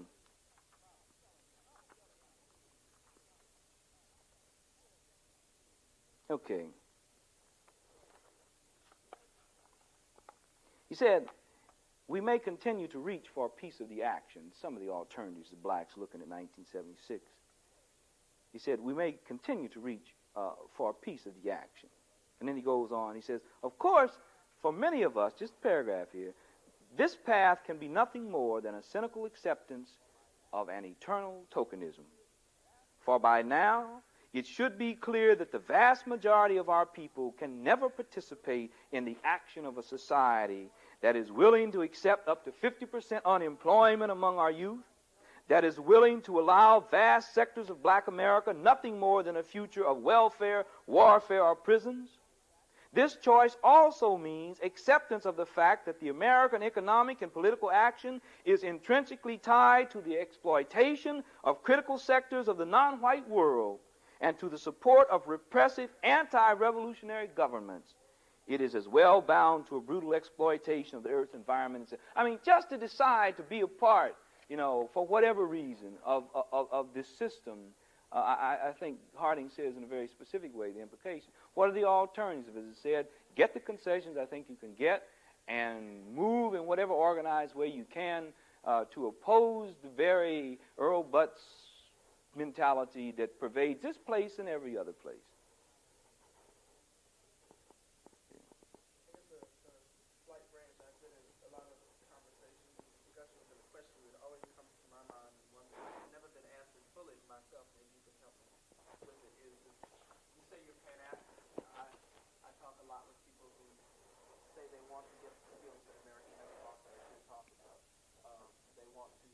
Something and then go over to Africa and give that to the African people who are less skilled and who need the skills. And I'm on the position that I want to get the skills, and then I want to go back, Knoxville, to Gary, Indiana, and give my people here in America whatever it is I got from, white society. That certainly could be Pan-Africanism. That certainly could be Pan-Africanism. I mean, when I say Pan-Africanism, I'm not saying it is necessary to go back to Africa, to get that done. Certainly, I think you're speaking of an emotional, psychological, and a real identification in terms of understanding who you are, And then in terms, any place that you struggle for people of African descent, if behind your efforts is the notion that African people of African descent have a common background, they share common problems, and they have, if they're going to have a future, it has to be made in a common way. And that our struggles tied together with brothers and sisters back on the continent and every place else in diaspora. But you can go back to Gary. Gosh, if I had happened to have been from Crawfordsville, Indiana, where there are only 200 black people in the whole county, to go back to Crawfordsville and address myself to those 200 people of African descent, I could be a staunch Pan-Africanist. So I think that's a good question, and Harding talks about this too. There were people who talked about going back to Africa, and in an escapist sense, because they couldn't. They say, we can't handle the situation here in the belly of the whale. Let's get back over there, at least where the ground belongs to us, at least right now. That's not leased out or whatever to all the multinational corporations. But, let's get away from this impossible situation. I'm saying, yes, that there were people, who talked about going back to Africa for that reason. But I think there were other people who talked about going back to Africa for other reasons. I mean, that they just chose that to be the particular battlefield for their efforts. But they might just as well have chosen Gary. So I think the emotional, the psychological, the identification with the values, when I say traditional values of African people, collective values, communal values, as opposed to individualistic, materialistic values. And I'm not saying that Africans are not fallen prey. The argument was more that I had a stake in the system here as opposed to someone having a stake in the system there. But you're saying it's a worldly thing. Yeah, it's not even a national situation anymore. I mean, it's not even a national. You think about, by 1900, other than those few new money people who made their fortunes out of either the Depression or World War II, in 1900 the game was over in this country. I mean, competitive capitalism had reached to the point where a few people were in power, and they are the grandfathers of that same 0.6%, that controls 90% of the wealth today. But the game was over. So as I said, no stake here. No, I don't. The only way I think that would be an accurate comment is if they felt, and in fact, you were talking about going back to Gary, to get what you can for self. Yeah, right. Yeah. Okay. So other than that, if you were talking about helping the community, that could very well reflect the Pan-Africanist. Yeah.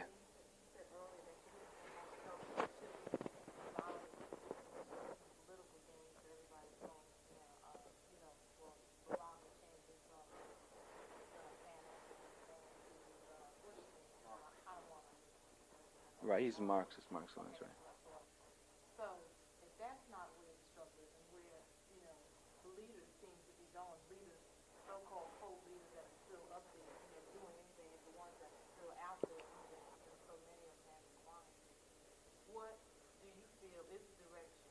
I know this might be a vast question, you don't have a one-shot answer, but maybe in a, a overall view. I know, like,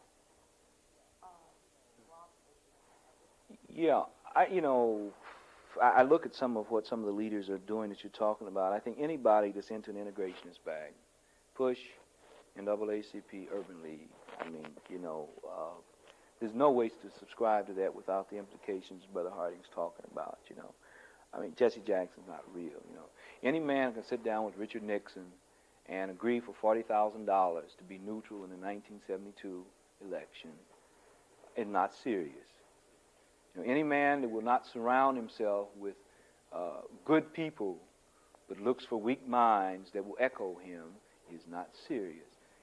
So whether you're talking about Vernon Jordan, whether you're talking about Roy, whether you're talking about Jesse, that's obviously not the way. The political thing, I think, can be useful, and I don't want to I want to be understood here. I think the political thing can be useful on two levels. One, that we need concessions in the short run while we're dealing with long run or long-range goals. If we can get a few more pennies to whatever program, if we can get a few more crumbs on the table, we'll keep a few more black people alive.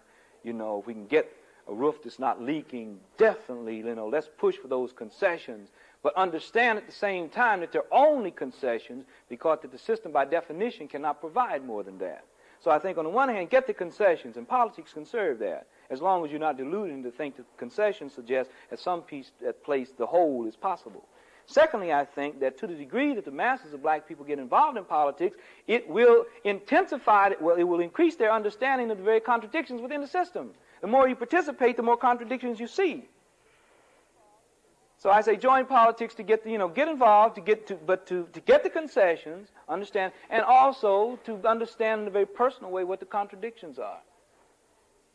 Now, in terms of what do I see as being, the direction, Marxist-Leninism, I think that Marxist-Leninism has some good explanations for a lot of the economic things that affect not only black people, but the people all over the globe. However, the thing that really bothers me is that I think prematurely, and this goes for the brothers like Nyere and Toure of the continent, who are just so concerned now about being called racist. Reverse racist, and they're not even thinking about oppressing white people. And secondly, that what we're saying now is the Marxist-Leninist basic position of oversimplifying this is saying if we can usher in socialism in the world, racial chauvinism would go away. And I'm saying if you look at the countries that have adopted socialism that have black people, that's hard to substantiate.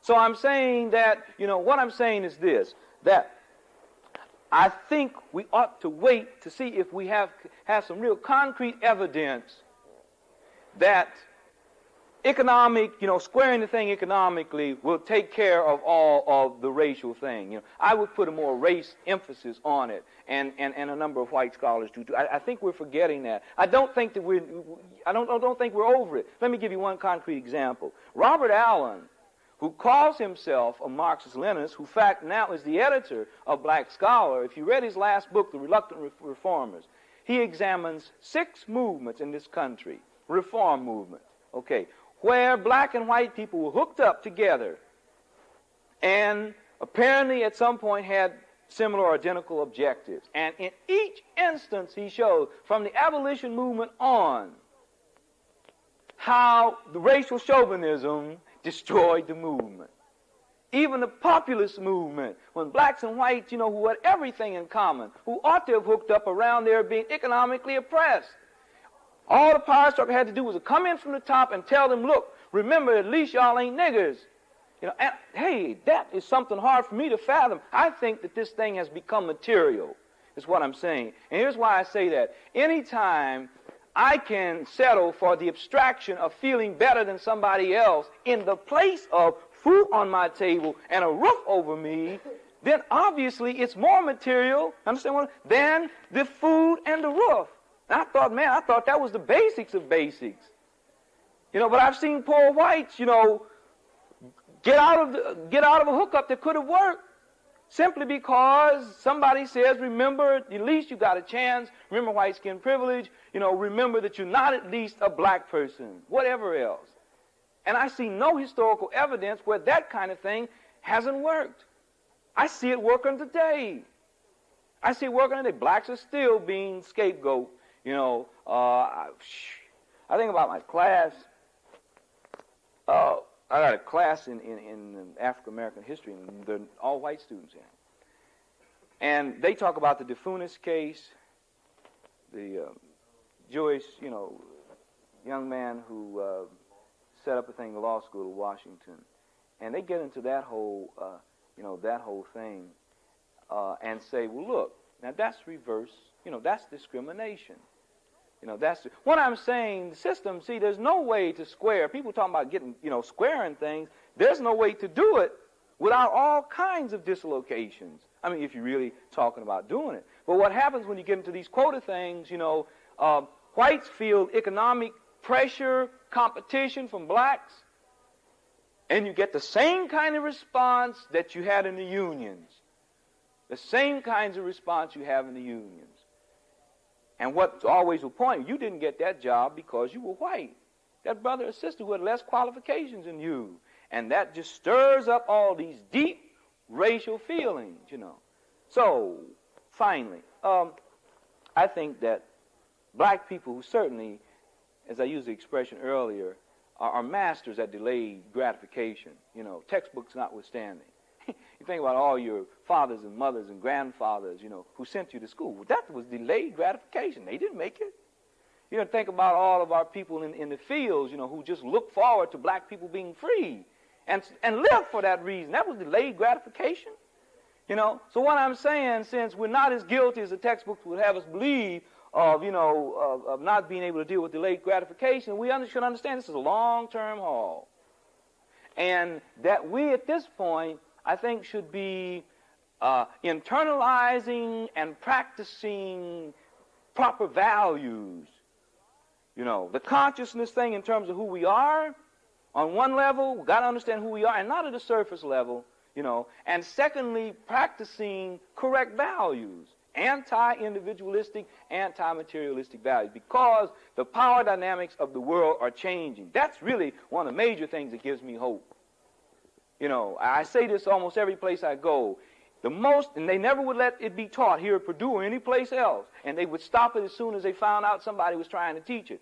But if you could have a history of this country in this great year, you know, taught from the vantage point of those countries, you know, who loathe what this country is about, you know, and I'm not going to put up with, you know, they call it a tyranny majority or whatever, you know, and if you could see how actually the power dynamics are shifting away, not in favor of, but away from the billionaire idiots that are running this place. I mean, it's not going to happen tomorrow, but this thing is an international thing. You know, things are changing. You know, Korea said things are changing. You know, Vietnam said things are changing.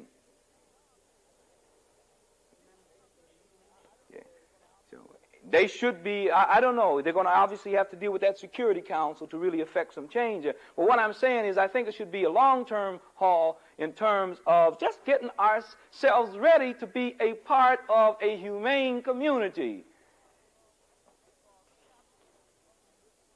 Because capitalism is, and this is a cliche, is obviously on its last legs. Thank goodness. Yeah.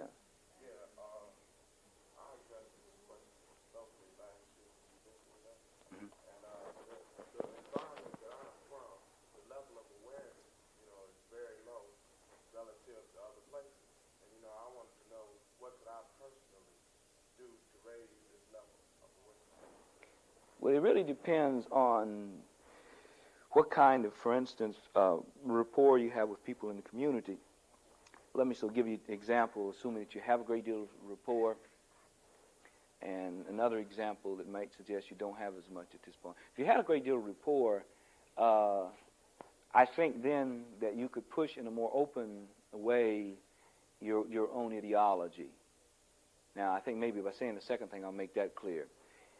If some people think, well, you know, Jim Parker, since he's been a Wabash, is thinking some funny things now, you know, and he something has happened, and so there's that kind of distance, then what I would say, get into the traditional institutions in your community, and in the process of working within those institutions, execute with your ideology without even talking about it, you know, try to bring about the things that you know need to be brought about. Barack used to say this, you know, about black people nationalists going into churches. He said, yeah, go into churches. I mean, this is before his move.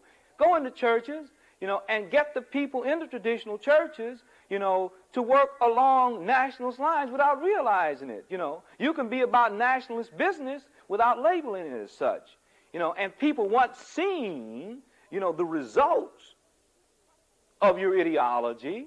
It'll be much easier then to approach them theoretically about, you know, your ideology. So I would just say it depends on how much rapport. You know, if you've got, you know, pretty strong rapport, then you might be able to come out open. But to bring the level up otherwise, you know, just be a part of some concrete positive results in your community.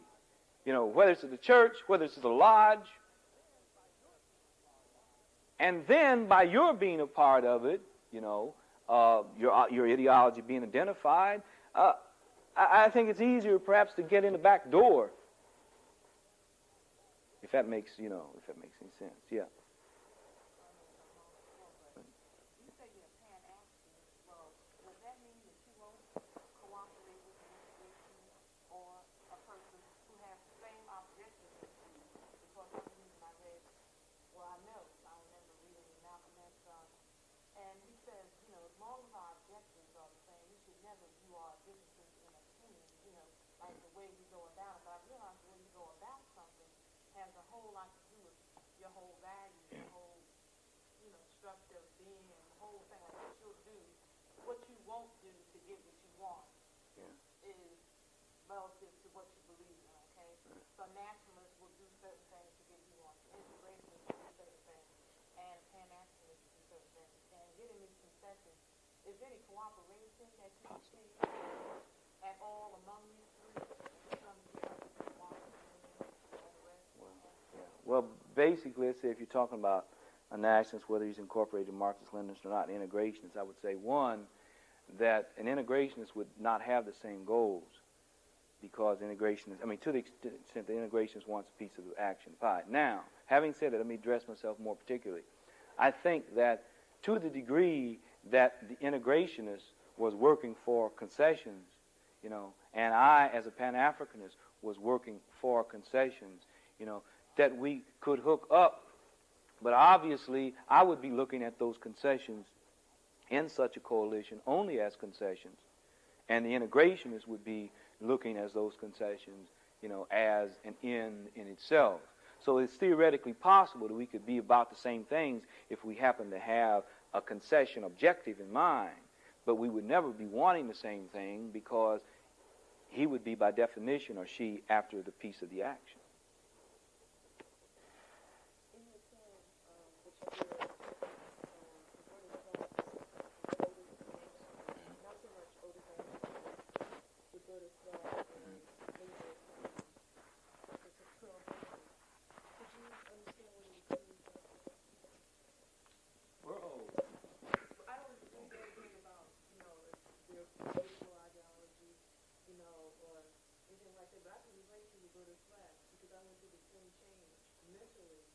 As she did at one time, where I said, well, why, you know, when I think of, why can't I just look at myself as Selma, and these characteristics making up Selma represent Selma, she's black.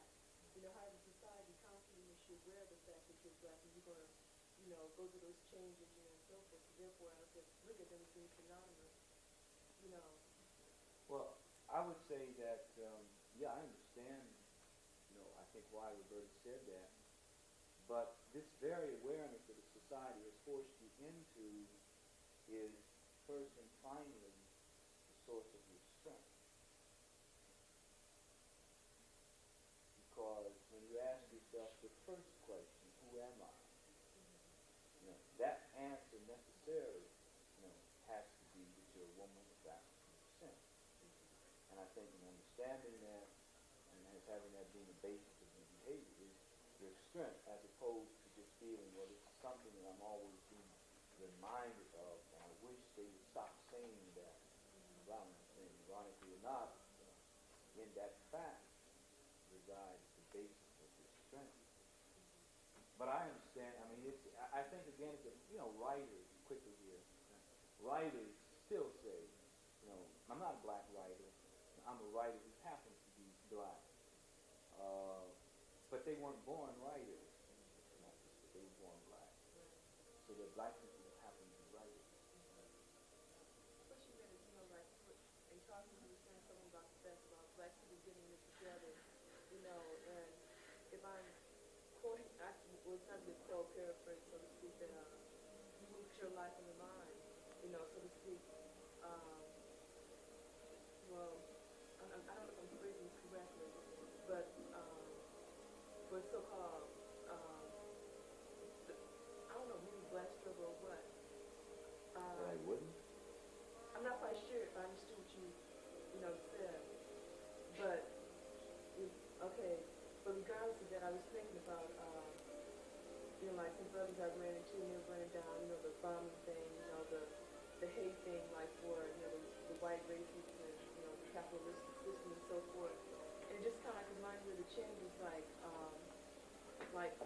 people have gone through, like from World War II, to the 60s, the sit-ins, ride-ins, drink-ins, and so forth. And even, during that time, people couldn't get it together. They were constantly reacting rather than initiating. Because I felt like I could have been as black as Angela Davis, but if I had the skin of Sonia Sanchez, I was good as dead because of the different philosophies, people were coming out of, that, well, you got to kill all of them, those who look, white, and so forth. I think that was counterproductive. I think hate white is Humphrey is very counterproductive. I don't think it speaks at all to the issues of black people. We just don't have time to do that. So in that kind of sense, I think that was another escape where a lot of brothers and sisters got off. Understandable, because some kind of a vengeance syndrome. But as far as being productive, I don't know. I'd like to thank Brother Fred Hord. I'd like to add one thing in terms of perspective that I had to draw for myself. And I'd like to state, too, that I am a Pan-African. I understand the terminology. Sometimes people get confused. They think that means that you have to go back to Africa. Sometimes I don't make those statements because I know it's confusing. But I think the most important issue is that to realize that the majority of our work has to be concentrated on black people. That is the prime thing. That if you can use your energy towards at least educating these brothers or doing what you have to do, spending that time, as much time as you can afford with each individual, because we have a lot of confused people out there. Because we live in a very confused day. There are too many things that are happening out there. People in all kinds of directions. And for young people, they don't know which road to take. So you really can't, in most cases, really do a lot of things if you can just best be an example of something by just living something that somebody may take something from and say, well, maybe that person is really on the case. So I think our time should really be devoted to really spending a lot of energy towards working with our people.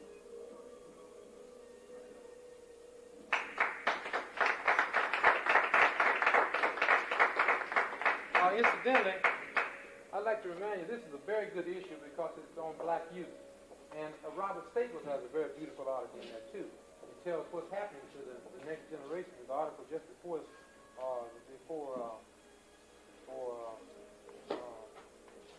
Vincent Harding's article, where he talks about